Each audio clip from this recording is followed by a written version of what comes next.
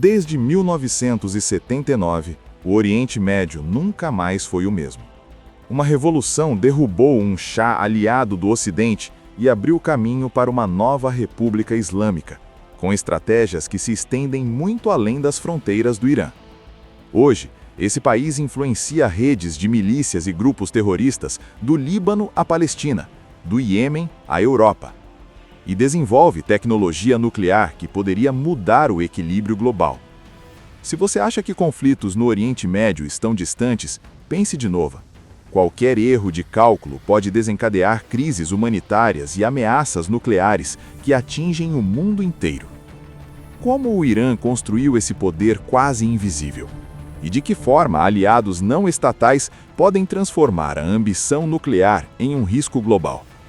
Antes de responder, precisamos voltar à história que moldou essa estratégia e entender cada passo que nos trouxe até aqui.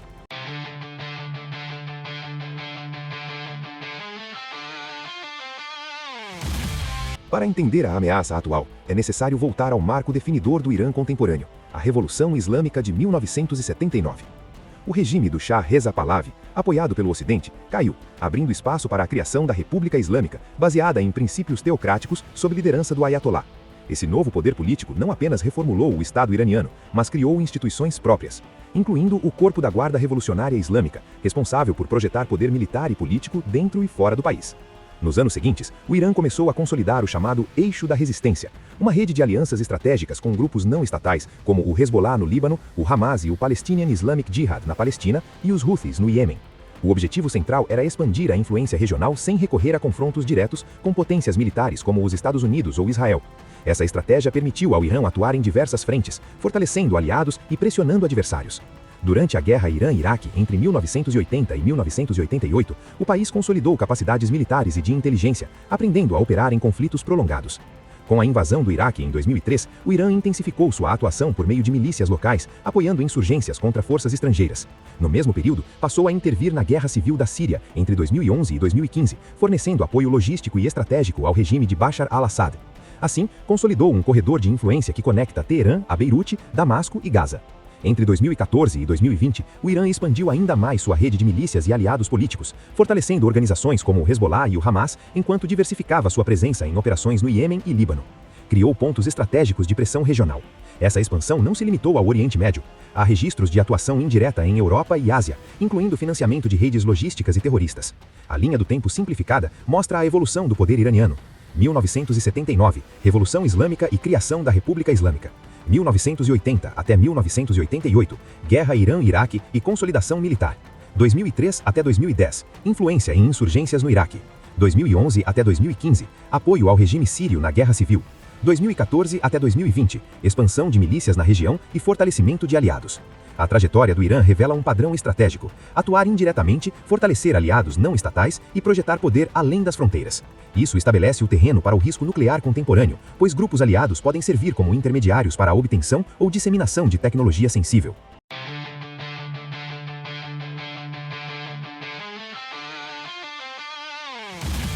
A combinação de grupos terroristas aliados e o potencial nuclear é o centro da preocupação internacional. O Irã mantém influência sobre atores como Hamas, Hezbollah, Palestinian Islamic Jihad e Houthis, fornecendo financiamento, treinamento, armas e logística. Documentos oficiais indicam que essas organizações conseguem atuar fora do Oriente Médio, incluindo tentativas de atentados em território europeu. Do ponto de vista nuclear, o Irã desenvolve infraestrutura de enriquecimento de urânio e instalações de pesquisa, que poderiam, sob determinadas condições, produzir material apto a armas nucleares. Segundo análises da Agência Internacional de Energia Atômica e de estudos acadêmicos sobre terrorismo nuclear, o risco maior não é apenas o uso por um Estado, mas a possibilidade de transferência de materiais sensíveis a atores não estatais, criando cenários de terrorismo nuclear que desestabilizam governos e ameaçam populações civis. O conceito de terrorismo nuclear descreve justamente esse risco: o uso intencional de material radioativo ou armas nucleares por grupos não estatais. Ao contrário das guerras convencionais, esse tipo de ameaça não pode ser dissuadido por retaliação estatal, pois não há uma cadeia de comando tradicional. Essa assimetria aumenta a complexidade de qualquer estratégia de contenção. Internacionalmente, os Estados Unidos e Israel lideram esforços para monitorar e conter a proliferação nuclear iraniana. As estratégias incluem vigilância de instalações nucleares, operações de inteligência e ações preventivas contra tentativas de contrabando de tecnologia ou materiais. Esses esforços, porém, enfrentam dilemas éticos. Ações preventivas podem evitar crises, mas também provocar confrontos militares de grandes proporções.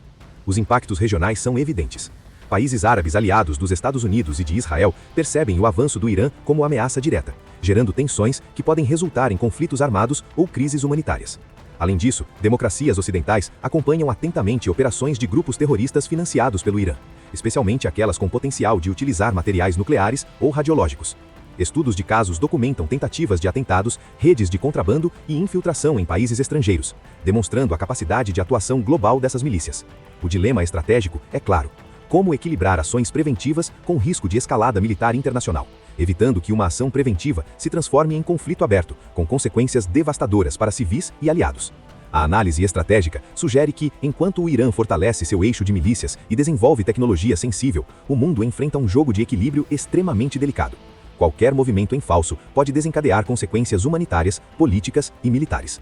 Este é o dilema central: conter uma ameaça nuclear latente sem precipitar uma guerra de proporções imprevisíveis.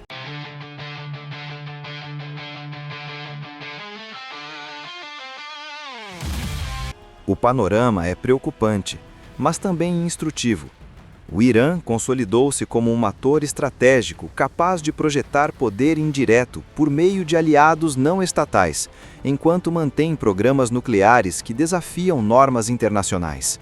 A combinação de terrorismo transnacional e risco nuclear cria uma situação em que decisões precipitadas podem custar vidas e estabilidade global. O dilema é ético, político e estratégico. Por um lado, o mundo deve agir para impedir que armas nucleares ou materiais radioativos caiam em mãos erradas. Por outro, ações preventivas podem gerar escaladas militares, crises humanitárias e colapsos regionais. A diplomacia e o monitoramento contínuo, como defendido pela Agência Internacional de Energia Atômica, aparecem como instrumentos essenciais para mitigar riscos, mas não eliminam completamente a ameaça. As implicações para o Oriente Médio e o mundo ocidental são significativas. Tensões regionais, atentados internacionais e crises diplomáticas são apenas algumas das consequências potenciais.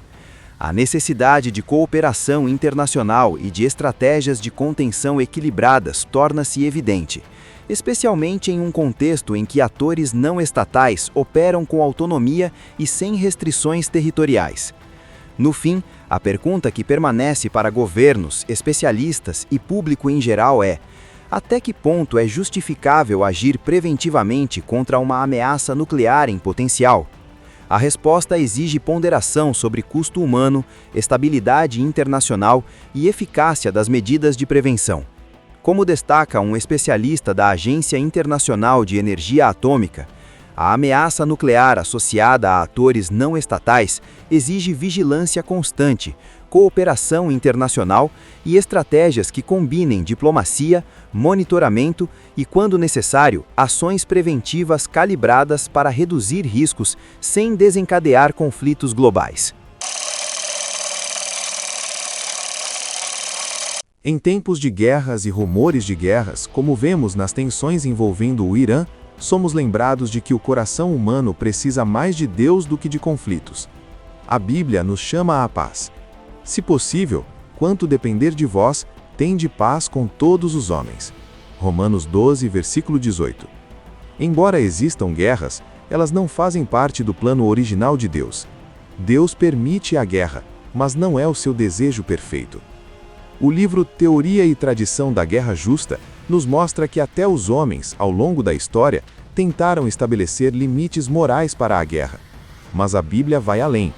Ela aponta para a transformação do coração. Jesus disse: "Bem-aventurados os pacificadores, porque serão chamados filhos de Deus." Mateus 5, versículo 9. E ainda: "Porque Deus amou o mundo de tal maneira que deu o seu Filho." João 3, versículo 16. A verdadeira solução não está apenas em justificar guerras, mas em encontrar a paz em Cristo. Hoje é tempo de escolher: guerra no coração ou a paz que vem de Deus? Diante dos acontecimentos de 7 de outubro, onde vidas inocentes foram brutalmente tiradas, somos confrontados com a realidade do mal e da dor humana. Esses atos reforçam o que a Bíblia já nos alertava. Na medida em que os homens são pecadores, o perigo da guerra continuará. O livro Teoria e Tradição da Guerra Justa mostra que, ao longo da história, o homem tenta justificar moralmente a guerra, buscando critérios de justiça e limites. Mas a palavra de Deus vai além da teoria. A Bíblia nos ensina: bem-aventurados os pacificadores. Mateus 5, versículo 9. Não te deixes vencer do mal, mas vence o mal com o bem. Romanos 12, versículo 21. Amarás o teu próximo como a ti mesmo. Mateus 22, versículo 39.